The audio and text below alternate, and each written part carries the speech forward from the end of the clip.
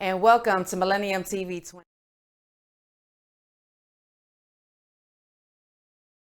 I was like, know what's going on right here in our city, New York City. So let's start off with that. Also Jersey too, because I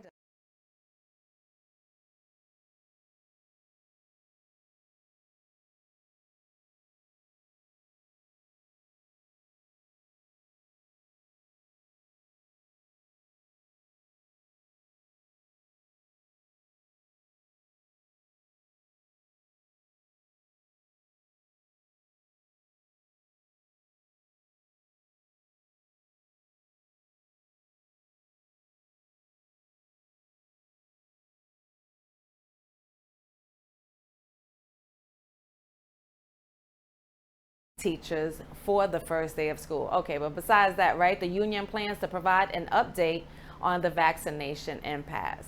And according to the United Federation of Teachers, the city backed off its initial position that teachers with medical and religious exemptions to the vaccine be removed from payroll.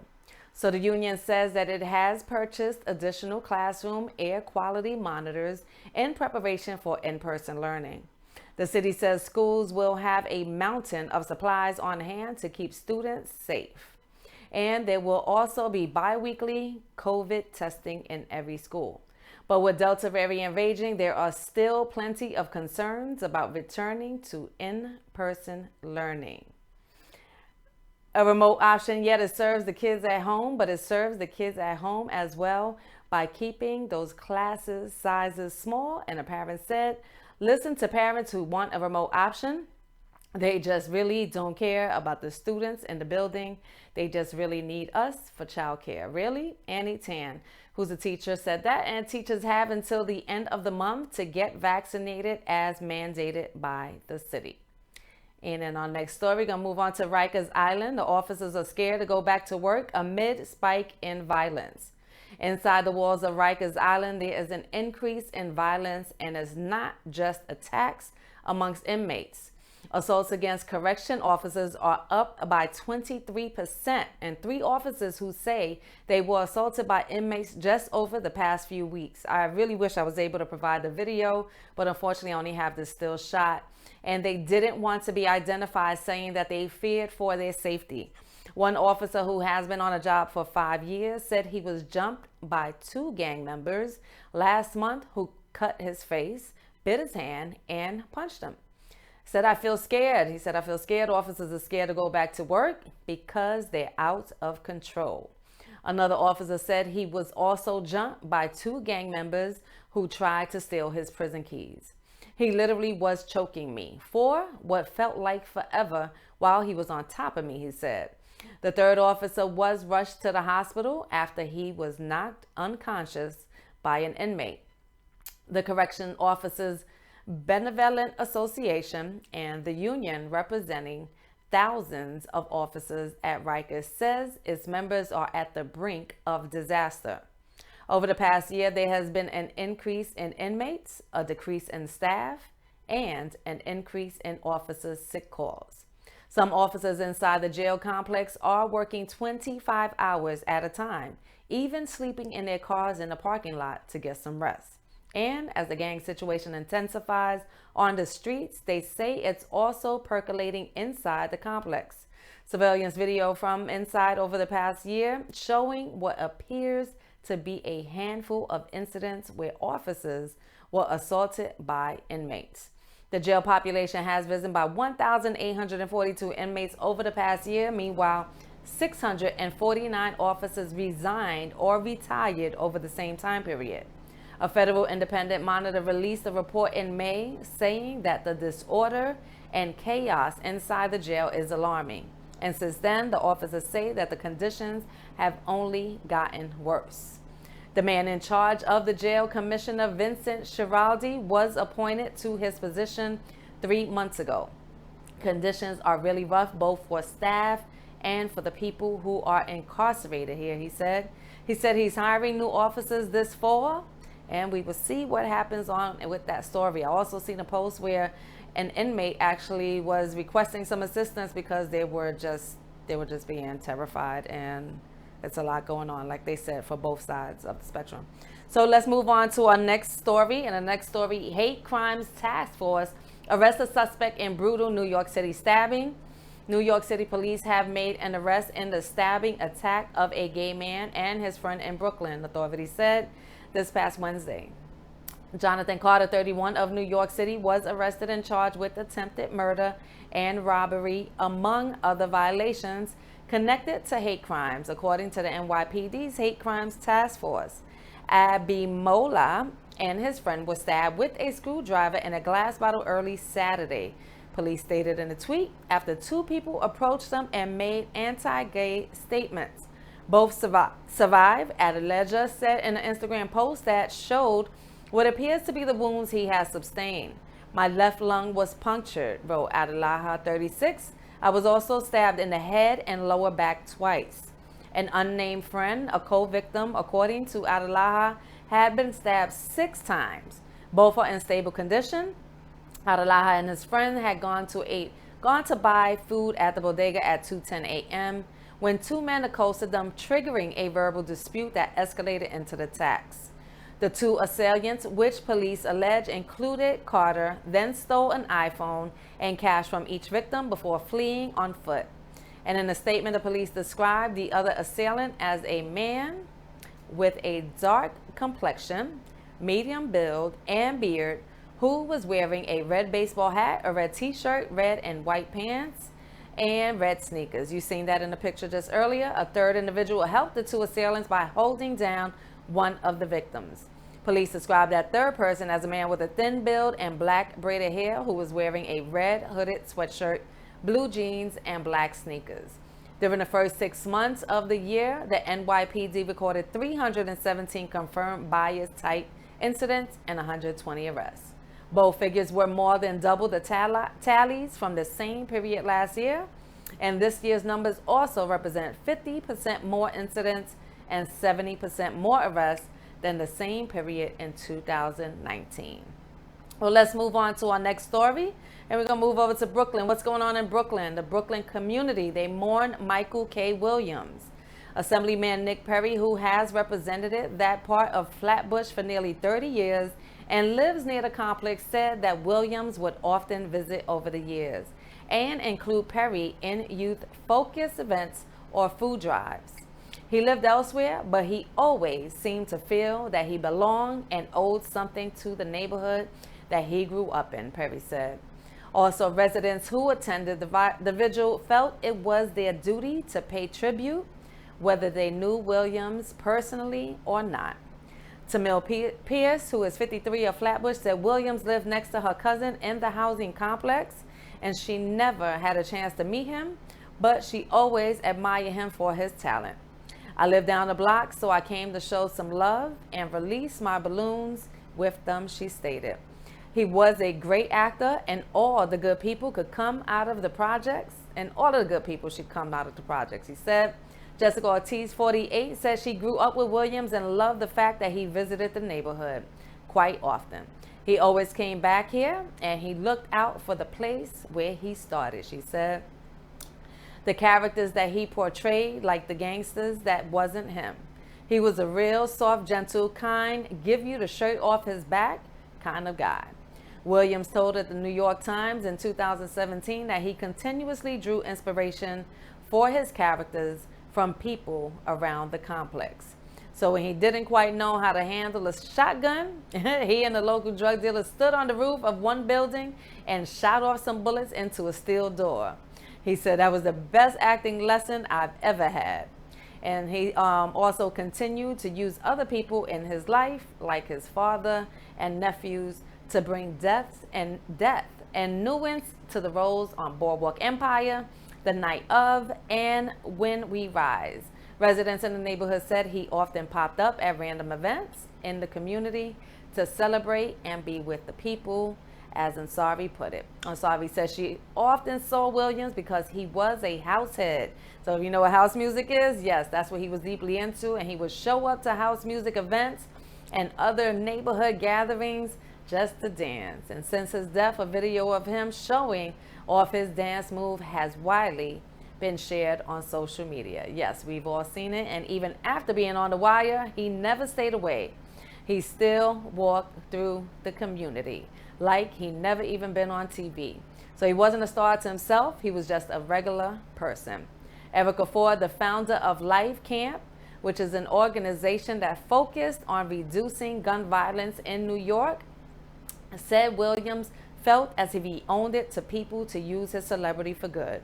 Ford said he used his influence to bring awareness to social justice issues that he cared deeply about, including gun violence, mass incarceration, and poverty and oppression.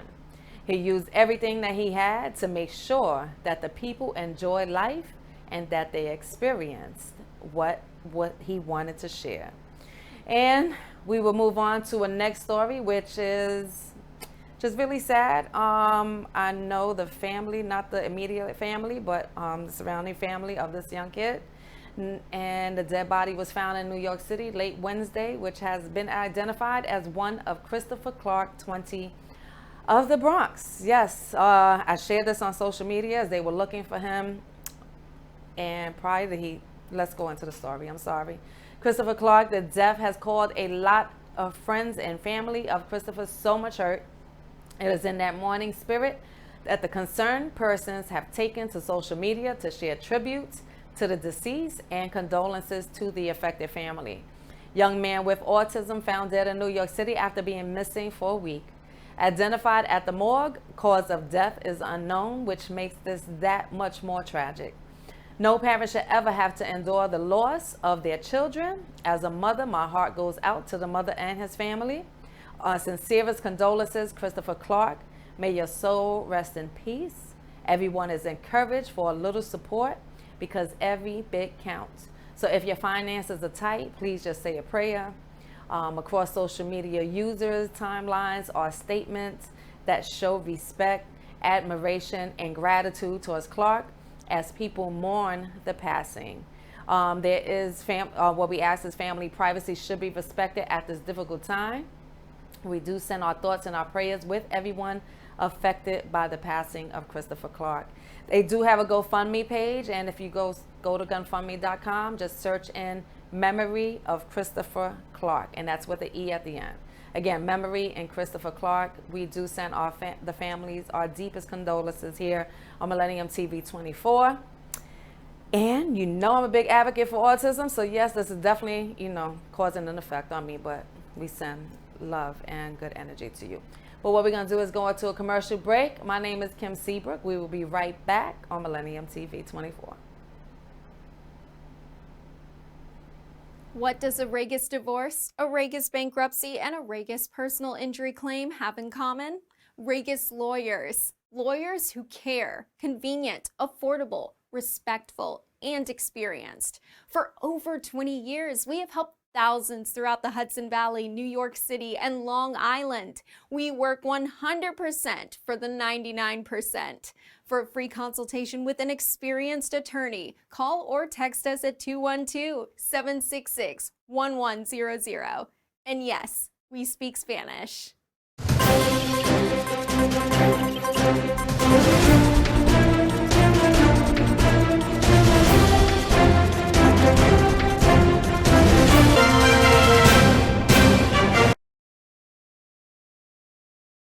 I'm Kim Seabrook. You're watching the Good Looking News, and we appreciate you for tuning in and staying locked in with us. We're going to move on to our next story.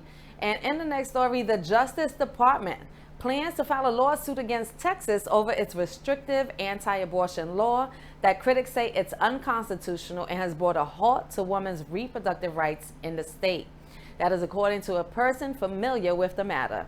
The law, known as Texas State Bill 8, bans abortions after 6 weeks and deputizes citizens to sue people who perform or aid in the procedure, allowing them to collect at least $10,000 in legal fees if they succeed in court.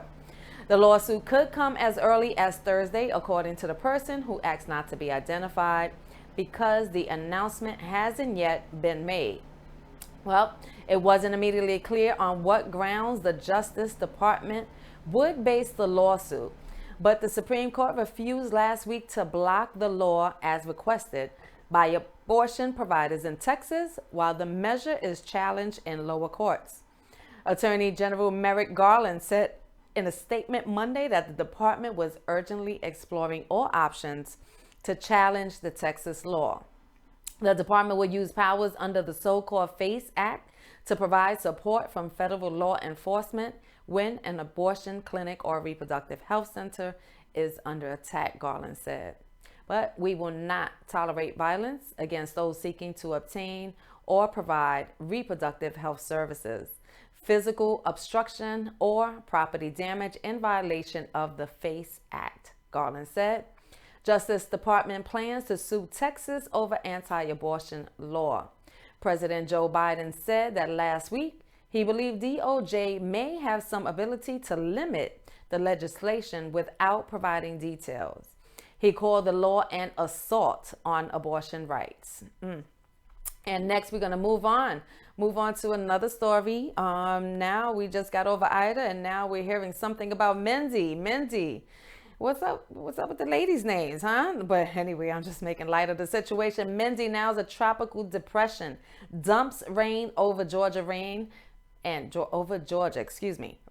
was pouring down on southeast Georgia and coastal South Carolina as Mindy, now a tropical depression, made its way across the state Thursday morning. That's today.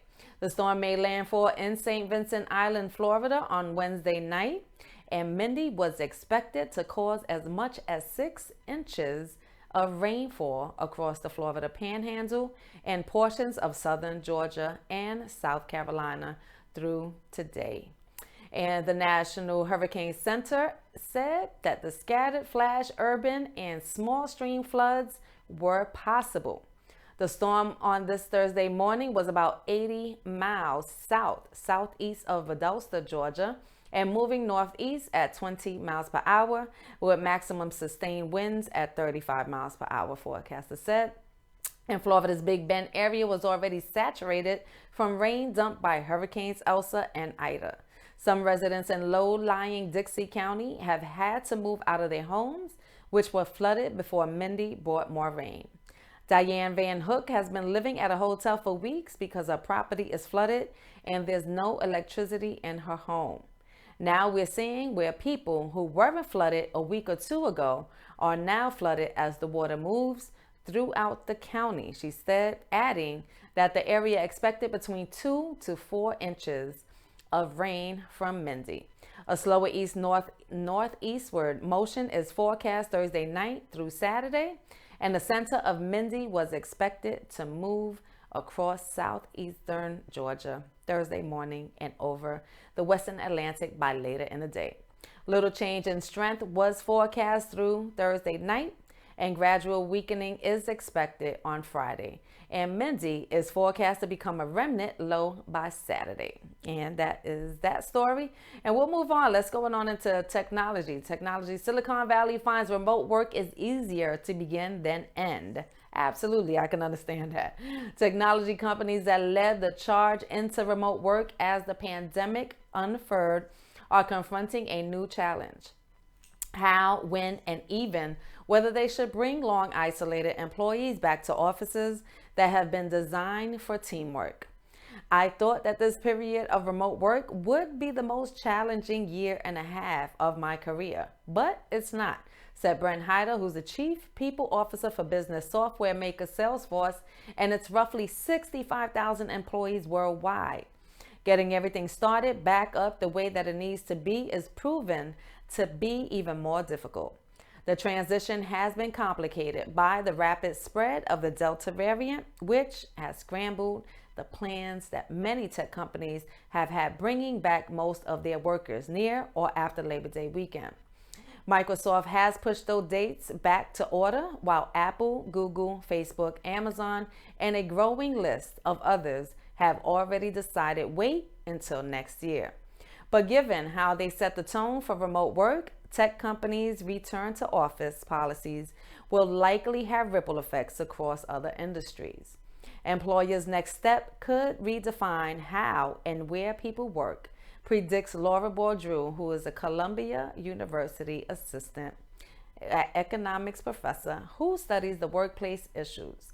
But because they typically revolve around digital and online products, most tech jobs are tailor-made for remote work. Yet, most major tech companies insist that their employees should be ready to work in the office 2 or 3 days each week after the pandemic is over. Well, the main reason is tech companies have long believed that employees clustered together in a physical space will swap ideas and spawn innovations that probably wouldn't have happened in isolation.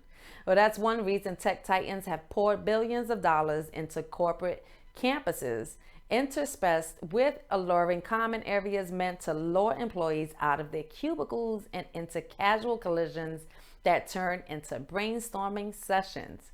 But the concept of, the water cooler innovation, hanging out by the water cooler, may be overblown, says Christy Lake, who's the chief police officer for business software maker Twilio. There's no data that supports that really happens in real life, and yet we all subscribe to it, Lake says. You can't put the genie back in the bottle and tell people, oh, you have to be back in the office or innovation won't happen. Exactly. I totally get it. Twilio isn't bringing back most of its roughly 6,300 employees back to its office until early next year, and plans to allow most of them to figure out how frequently they should come in. All right. And we're going to move quickly into our next story. The next story is Australia states to begin easing out of the lockdown.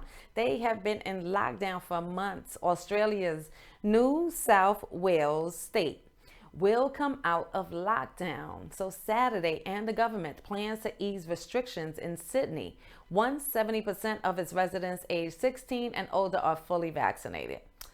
The government on Thursday outlined plans to ease restrictions in Sydney, which has been locked down since June, but it also warned that COVID-19 hospitalizations won't plateau until next month. Coastal areas north of Sydney, the Murrumbidgee region, south of the city, and the Riverina to the west will be released from the statewide lockdown on Saturday. Premier Gladys Berejiklian says Australia's most populous state will exit lockdown in a cautious and staged way as vaccination rates rise. In New South Wales, 43% of population age 16 and older is fully vaccinated. We're going to end this with another segment on tips, right? Yesterday we had tips on how to deal with grief. Today I want to talk about ways to become a better person. Why? Because when we go through things, sometimes we tend to lose focus and sight on just how to be good, not just to other people, but also for yourself, right? So let's see what it is. Ways to become a better person. Let's see what we have here. Every morning before you go on with your daily routine, take a couple of minutes to give yourself a compliment. Look in that mirror. Tell yourself how much you love yourself. I wrote a poem about that. I love yourself, hug yourself, right? So whether you compliment your outfit, your haircut, or how you recently completed a task using your unique skill sets, giving yourself a little emotional boost will make you happy. Yes, indeed. Next, compliment yourself, right? And don't make any excuses. That's the second one. So blaming your spouse, your boss, or clients is fruitless and you won't get very far. Instead of pointing fingers and making excuses about why you aren't happy or successful in your personal or professional life, own your mistakes and learn from them. Super, super important. A lot of times we tend to just keep blaming, and we just need to look at the bigger picture. Look at ourselves and see what's going on. Number 3 is let go of anger. Letting go of anger is easier said than done. While anger is a normal emotion, you can't let it fester. When this happens, you may make unwise decisions, and more important, it may affect your health. So please, you don't want to get sick. Depression and anger, all those things built up, it definitely can cause us so many internal issues, and that's what you don't want. But let's move on. Number 4 is practice forgiveness. Joyce Marta, she suggests you forgive and let go of resentment. So she notes, if for no other reason than for yourself, forgive to untether yourself from the negative experience of the past. Take time to meditate. This is what I always have to do. You have to take time to meditate and give thanks for the wisdom and knowledge gain from your suffering. You have to gain something out of everything you've been through. Don't just look at it as a burden. Look at it as a lesson and look at it as a progression, okay? So practice the mantra, I forgive you and I release you. Those things are super important because not only do you forgive the other person, you will grow, but if you forgive yourself, you'll feel a whole lot better. So number 5, we're going to be honest and direct, right? How would you feel if a loved one or business partner lied to you? Chances are you would see that as a violation of your trust. But if you want to be a better person, either your personal or your professional life, you should always tell the truth and state as clearly as possible what you are trying to convey. Learn to articulate your thoughts, your feelings, and ideas in an open and honest manner. 6, you're going to be helpful, whether giving up your seat to an elderly person on the subway, assisting a coworker on a project, or carrying in the groceries when your spouse comes back from the store. Being helpful is one of the easiest and most effective ways to practice becoming a better person. Number 7, act locally. So it may not seem like a big deal, right? But supporting a local cause, donating clothes, or buying from local farmer markets or businesses are simple ways that you can help your specific region. So you may not be able to save the world, no, but you very well could make a difference in your neck of the woods. Get to know and care about your community. Super, super important. I do it all the time and it's a great feeling. So yes. Next, we're going to 8 is always be polite. No matter how much effort does it take to say thank you or hold the elevator door open for someone? Not much at all. However, these acts of kindness can make someone's day, and it'll also make your day in return. Number 9, you're going to be open to change, whether trying a new restaurant, traveling to an unknown part of the world, or doing something that has always scared you. You should always be open to change. This allows you to grow because you can experience something new. It also helps be high functioning and self-confident if you are not wary of change. Number 10, educate yourself. If you don't understand why one country is invading another, take the time to educate yourself. Do some research on the current event. Ask a person intimately connected with the event for his or her thoughts. Remember, we are all interconnected, and being aware of different cultures, different people, and what their lives are like can make you a more well-rounded individual. This would also help you understand points of view different from your own.